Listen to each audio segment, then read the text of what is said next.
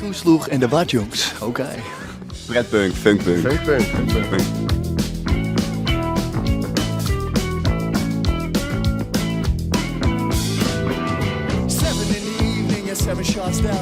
Uls. Rock'n'roll, maar dan net wat harder.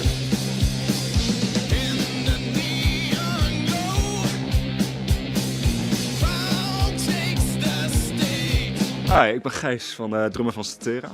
Ik ben Alexander, zanger en gitarist van Statera. Ik ben Max, ik ben de bassist en doe de achtergrondvokalen. Grunge pop met indie band.